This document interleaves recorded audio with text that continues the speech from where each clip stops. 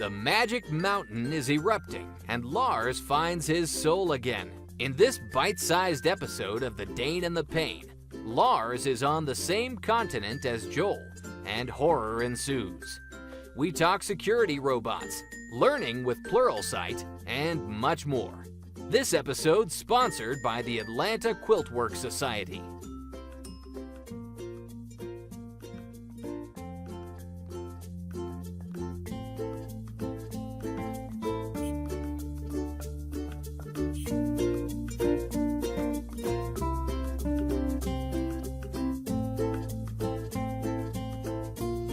Welcome to The Dane and the Pain. This is a bit of a special show, and when I say special, I kind of mean that we don't have that much content probably. But you are listening to the show that travels to America and don't buy a gun. How are you, Joel? I'm excellent, Lars. Spent the morning out looking at a barge with my nephew, which is very much an Alaskan sort of thing. I was just about to say, like, it doesn't sound like something I would do every day. Just, you know, yeah. I went and looked at a gravel pit. You know, it's kind of very specialized, it seems. Yeah, it definitely was. Yeah, it's definitely a different thing for me because he's looking for a barge to set a house that he's building on, which is pretty specific, right? Yeah. So how big is a barge? Does it come in different sizes? So this is when you think, most people think of barges like, you know, these big barges you see full of stuff, but this barge was a helicopter mobile landing spot for a helicopter. Okay, that kind of gives me a sense of the size. Yeah. So that's how I spent my morning. Yeah, not bad. No, it was fun. Yeah, go on. Oh, it's fun. It's sitting out in the sun, and it's always fun when you're, trying to figure out how to spend somebody else's money. Yep. I hear you. I'm actually right now in Salt Lake City when we're recording this. This is what we said on the previous show as well, that I was going to be here for this Pluralsight event, and we will talk more about the new stuff that they announced later in the show. But it's been a good few days. I must say that for once, jet lag got me. I don't normally get jet lagged. I'm usually okay on day 2 or so. But wow, it's been like waking up at 1 a.m. wide awake and then not getting back to sleep until 4. So yeah, it's been some interesting days. I was wondering because you seemed pretty chipper when online, and I was kind of wondering if you were going to crash at some point. They'd find Lars in a room by himself, asleep in a corner, or something. Well, it kind of went like that. Last night, it was like 9:30 or 10 or something. I was completely spent.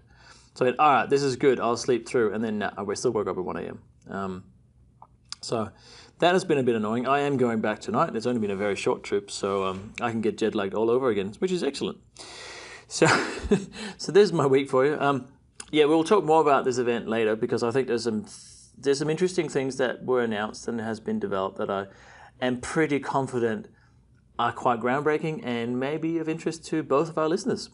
So, before we do that though, you found this really cool thing. Like it's kind of Star Warsy. It's kind of, Tron, like the imagery just looks like Tron. Yeah. But it's something called Nightscope, and it's essentially, I mean, correct me if I'm wrong, is it fair to say these are robots to help with security, but mainly for the U.S.? Yeah, I mean, they're sort of the, what, you might think of as a security robot, and if you're someone that watches a lot of news, one of these a similar type of robot made the news in the States because they had set it up in a public space in a building that had a water feature built into the ground, so it was set down lower than the ground level. And the first thing that this on-site security robot did was fail to notice that there was a depression where this water feature was, and literally drove into the water feature, and so sort of underscoring how early days it actually is for these sorts of That's use not a cases. good look, though, is it? Well, but yeah, I mean, for me, this is sort of an example of where I think this technology is kind of cool.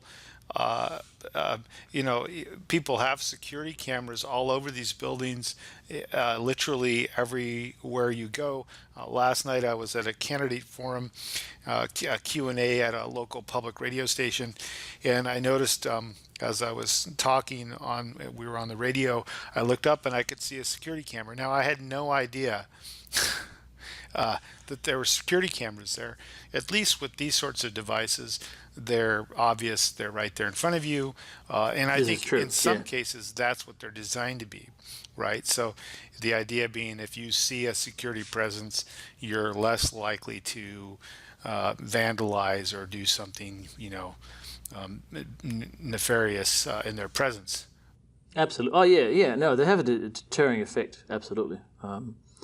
What kind of I thought was interesting about this, yeah, we've seen robots before, and there's been probably robots with a focus on security as well, I would imagine, because you want them to do the dangerous things or the mundane things. But in this company in particular they're focusing on the human aspect as well. They're not saying that this is going to replace humans. It's going to be like an extension or an addition to what the human security force or role is traditionally going to be. And I thought that was interesting because you always hear about robots going to take over everything, or they're going to replace everybody's job and all that. And they're just not. They're just going to make it better and safer. Yeah, and they really just incorporate a lot of the things that already exist. The notion that you have, video cameras. Well, these have built-in 360-degree video streaming, so that you can observe at any time. A forensic, which is a little bit different. That is to say, they can, gather information about, potentially we've talked about this before, like somebody's facial features, that kind of thing. Yep. Real-time notifications, which I think is probably the thing that's probably the most, important is, and then one that's a little bit interesting to me is anomaly detection. And in a public space, I think that's important because you can generally have a profile for someone who walks into your store, your space, of how they're supposed to behave or who would normally be there. And when someone comes in or is acting in a way that isn't or falls outside of that range, you could get an alert saying, typically at 8:30 in the morning, we don't have people coming into our building that have long overcoats when it's 80 degrees out. So security system. How accurate do you think that's going to be? Well, then? I right now I don't think it would be that accurate at all. But I think over time, as we get better, the machines get better. We do a better job of teaching them to recognize these anomalies. It'll become more useful. Yeah, true. I'm just thinking. I'm thinking outside the box. I'm just wondering if these machines or these robots could actually do other things. Like these are focused on security, but it seems like something like anomaly detection. Wouldn't that be helpful in animal population or any sort of scientific study as well? Like if they can actually get this working with some sort of machine learning or whatever it might be, it just seems there's a lot more uses for it, more than just gun detection and whatever. Well, actually, one of the options, one of the scary options on there, and I didn't delve into this too much, is gun detection, which is they say is a future feature, which is sort of hard for me to say, future feature, but so that they would, I presumably would have a metal detector or something akin to that, or some way of sniffing out gunpowder. So I think, my sense is it's kind of like, it's a little bit like buying a car in that, they're going to sell you the basic model, or you can purchase all of these additions if you'd like. But I thought it was interesting because I hadn't really seen another company that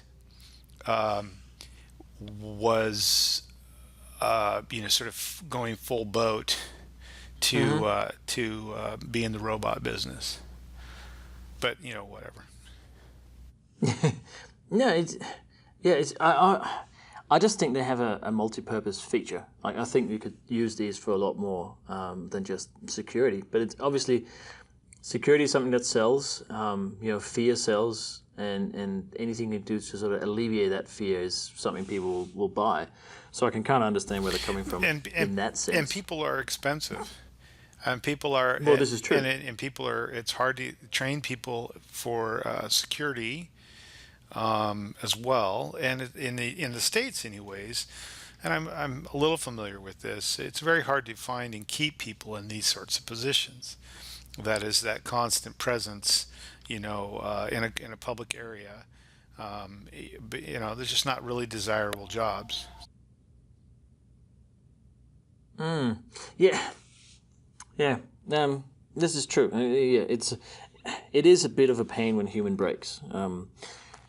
They tend to not do well. Then it's a lot easier to replace a robot. Yeah. So, anyways, it was one that I saw that it seemed to be fully sort of evolved and so that's why it caught my eye. Plus, it also looks really flashy. Yeah, well, it's pretty. It's got blue lights and everything. Yeah. Yeah, it's amazing. So what do you traveled halfway around the world to come to Utah, which I think is just really, as someone from the States, I just coming from Australia to go to Utah seems interesting to me in of itself. But the fact that Pluralsight is sort of headquartered there, I think is really interesting. And I'm curious. I know I saw a few things that you shared online regarding training. Is there anything else about your time there? Some new things that you've seen that are worth sharing with our dear listeners? Yeah, absolutely. And it is a long trip. Like it's a really long trip. It's pretty much 24 hours more or less to get here, because I got to go to the airport and all that, and there's layovers and whatnot. It's absolutely is a long trip, but it's worth it. I've been here. This is the third time I've been to Salt Lake in this particular event. It has a different format now. The 2 times before it was just what was called an author summit, and now it's called Pluralsight Live. And the live part of this is that they've attempted something I haven't seen before. And I spoke about this previously on another episode, where they bring learners, so those are people that are using the Pluralsight content, authors, such as myself, business people, and anyone else in between, pretty much. They bring all these people together to talk to each other, to learn more about, whatever. I did a session yesterday which was on the Microsoft Fluent framework that's coming out. And my aim was not to explain how the Fluent framework works in code. My aim was to say, hey, this is what it's going to look like. These are the elements of it. And this is why you should learn about it.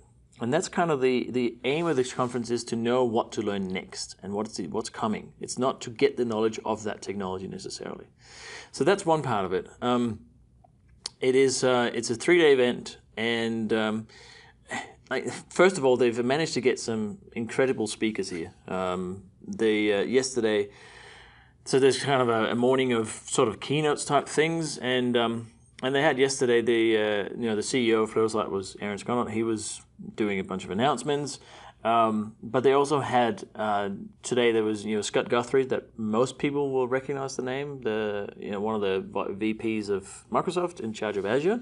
He was here, lovely guy. Yeah. He's actually I have Scott. I have him on my all Microsoft starting 5 basketball team. Yes, that's right.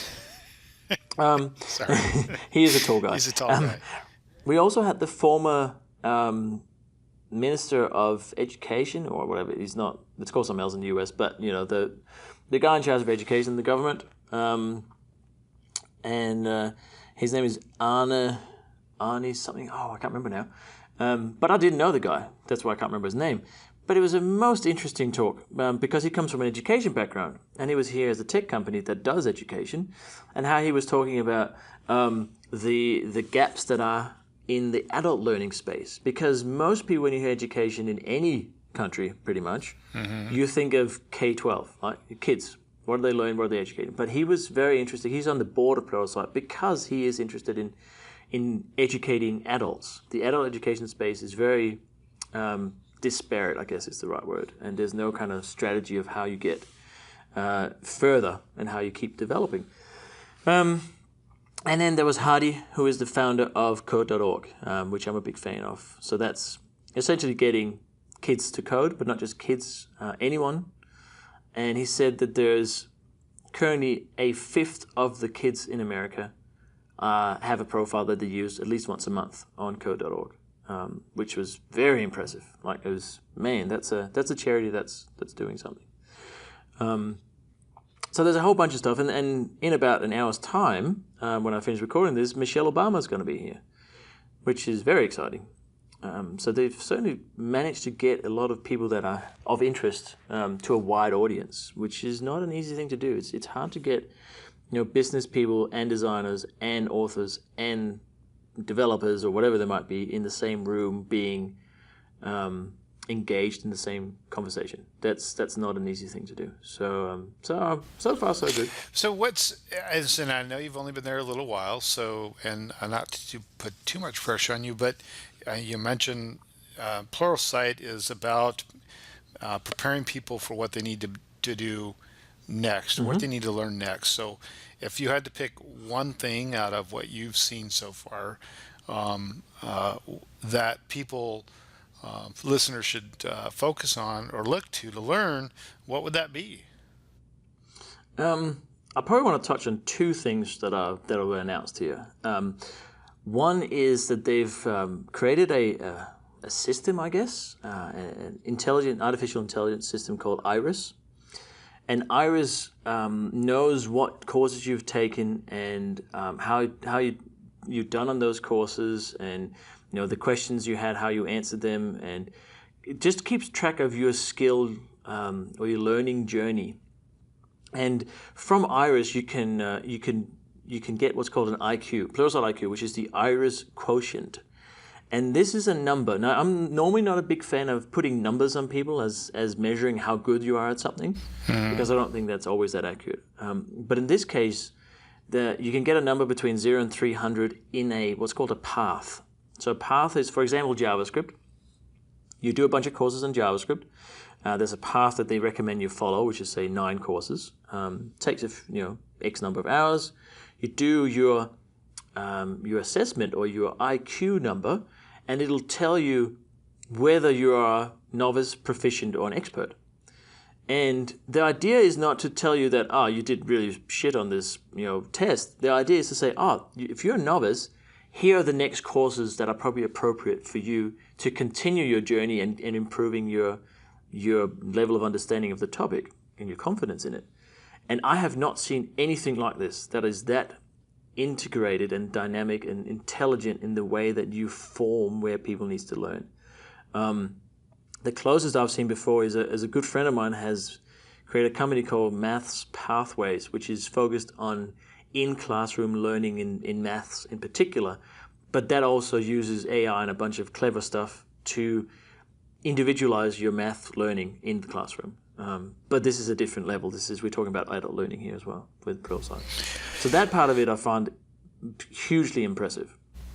Yeah, well, I looked at that and I was pretty impressed because it was easy for me to understand. And I mean, I'm not a coder. I'm not a sort of a technical person by nature, but that was interesting to me because I hear that quite often online from folks. It's frustrating because they don't necessarily know what to do next.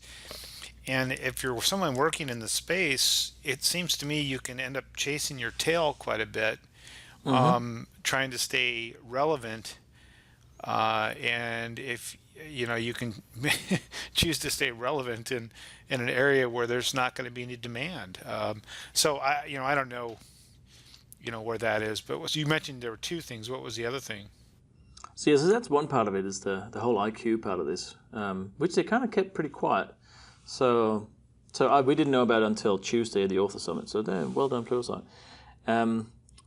The other thing that they announced is a very American thing, but I think the world should learn from this. And the founders of Pluralsight, there's 3 of them, obviously have founders' shares. They own part of the company. The company is now worth about $1 billion. It's pretty up there. It's really grown. So they want to, one of them in particular has already been on this philanthropic journey in the last 3 or 4 years. So his name is Fritz Onion, and he's already been doing a family foundation for the last 3 or 4 years in Maine, where he's based, that focuses on, encouraging people in the arts and in music. So Pluralsight has announced what's called Pluralsight 1. And the way Aaron described it was that it was the legacy of the founders, this Pluralsight 1 foundation. And the 1 in this case refers to 1%. So it's 1% of something. And in this case, it usually could be 1% of a company revenue, 1% of the profit, 1% of your time, 1% of your staff, 1% of your products. It could be any kind of those things that you donate, essentially, right? You put that towards a greater good. In this case, what Pluralsight wants to do is that they've already started. So they're saying, we're going to do all 4. We're going to donate 1% of our time, our product, our profit. And on top of that, Fritz and Aaron, 2 of the founders, have pledged to donate $15 million of their own money as well, which is, if you did that in Australia, if you said, hey, I got $50 million, I'm going to give that away. In America, people go, wow, good on you, that's amazing. In Australia, they go, right, so you got that much money, right? Mm-hmm, so showing off now. And that's the difference in attitude.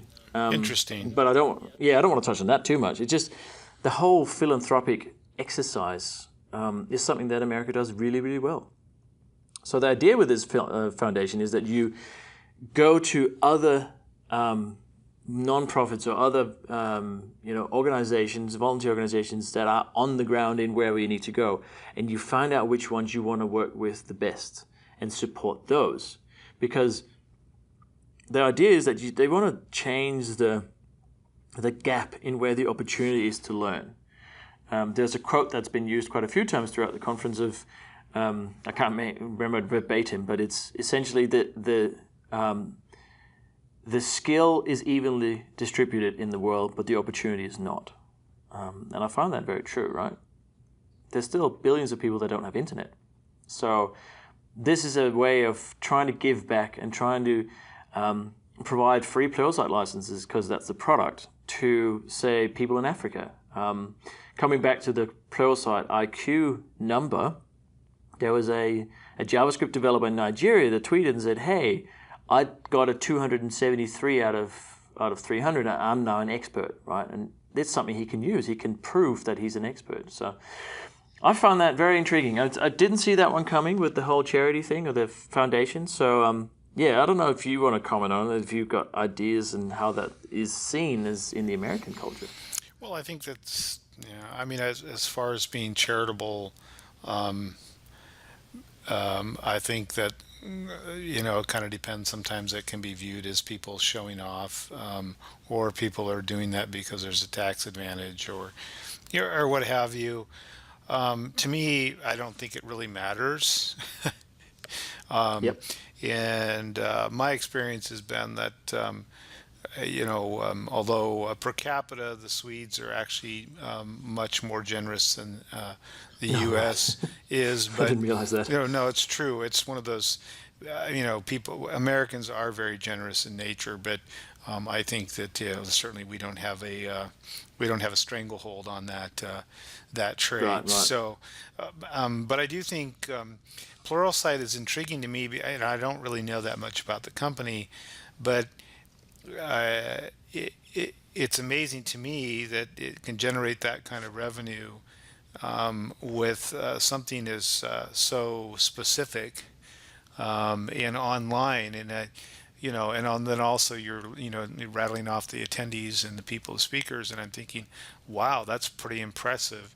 And they must be offering some value then if they're able to make money and people are able to use those skills.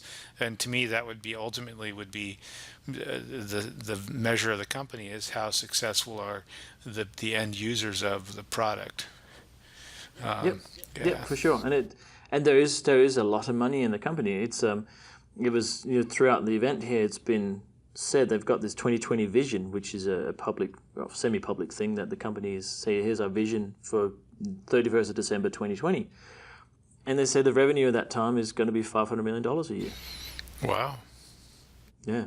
So, and that's not it's not taken out of thin air, but they're now putting a strategy together to get to that, or they already are doing and executing that strategy. So it's an interesting company to be part of it. I've been, working with them for about 4 years now, and or 4.5, and it's a lot of change. The company's grown enormously, and this is just another part of that. Is that there's this foundation, and there's creating more opportunities for the authors as well, which has been a big part of it. So because now I write articles for them, I do webinars, I write courses. I help out with the event. I go out to their customers and give presentations. So that raises my profile. It helps them showcase their authors. Like it's just a good bunch of people, and people stay there. Like no one leaves, which to me is an indication that they must be doing something right. Well, either that or they've got really good chains. Well, yeah, and where are you going to go in Utah anyway? So. Well, it's exciting now. So, is there anything else, sort of like key announcements that you're aware of, or people you're looking forward to meeting? Hopefully, you're trying to troll a few guests for us as well. Yeah, well, I have actually. There's a couple of people that I have on my site. It's always tricky to set up guests, especially because we got this time zone issue on this show. Yeah. But no, there's a couple of people. There's one guy in particular that does he does a lot of machine learning, and he's just an interesting guy, and he's not American, but he works a lot in America, and he understands. Yeah, he comes from a different sort of angle to a lot of things, and I think he would be interesting to have on the show. And we could also. I did consider getting Scott Allen on the show to talk about learning, because he's been for a long time. He's been like the top author with Pluralsight, and he's a lovely guy. So maybe we can get him as well. So yeah, but I've been talking to a few people. Obviously, Michelle Obama's on in 45 minutes. That's a big highlight for me. So you're not going to stay on the show here. You're going to go watch her instead. Yeah, I think so. I think that's also why we have a bit shorter episode today. Yeah. Well, hopefully, but hopefully you haven't forgotten a joke, Lars. Well, I still have. Don't worry about that. Someone did recommend though, because I got a flight immediately after, that if it drags on, I can just get up and walk out, and especially if you run towards the stage first and then to the exit, it would be a great idea. They said. Oh yeah, you need to. Yeah, that's what you need to do. You'll leave the auditorium really quickly. So no, there is Secret Service here. There is security, of course. So it's all a bit. You got to wear the right badge and all that stuff. So, but it'll be really interesting. I'm looking forward to. It's a series of curated questions. Obviously, it's been asked to her beforehand, so she can answer them and all that stuff. But it'll be a good event. I think that'll be very interesting to see. Well, cool. I'm excited. But no, I'm excited you're there, and I'm excited. I'm sort of sad that I missed it, but maybe next time you're in the States, I'll have a chance to come and heckle you. Yeah. Maybe I'll stay a couple of days longer. Might be useful. But no, you're absolutely right in the fact that you're wrong about me not having a joke. So it's Jesus. It is. Well, I don't know. What did you just say? You can go back and listen to it. It is time for the joke of the week. It's the joke of the week, so come along with me. I cannot promise it will be funny, but it's the joke of the week. So it's not strictly computer science, but it's still kind of there. So an engineer on an airplane is arrested for having a handgun in his luggage. When pressed by the police as to what he was thinking, the engineer replied, "Well, I heard that the chance of someone bringing a gun on an airplane is 1 in 1,000. So I figured a chance of there being 2 guns on a plane is 1 in 1,000,000.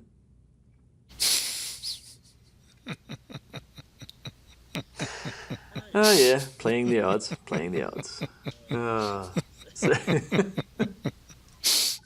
I don't know why, but that actually made me laugh. This is also the first time, by the way, that I've recorded in what would be the middle of the day. So I was kind of curious if maybe my state of mind in the middle of the day might actually impact on whether or not I thought your jokes were funny.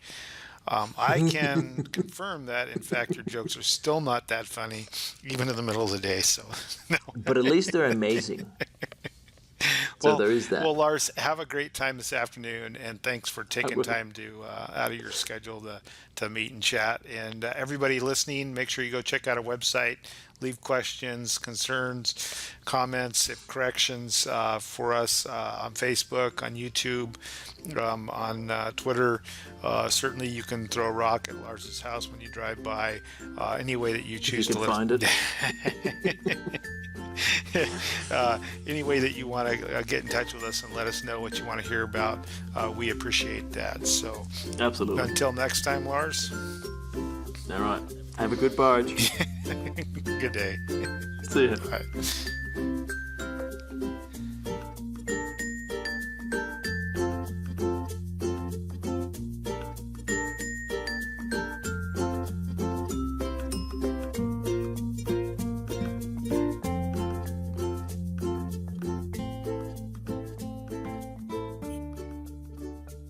Thank you for listening in on another episode of The Dane and the Pain.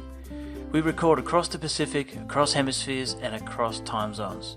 You can find us on www.daneandthepain.com. Our Twitter handle is Dane_Pain, and we are The Dane and the Pain on YouTube and Facebook. We're also on your favorite podcast app, including iTunes, and please join our fan club by clicking the Register Now button on our website to know about upcoming shows and any free stuff we may have to share. See you next time on The Dane and the Pain.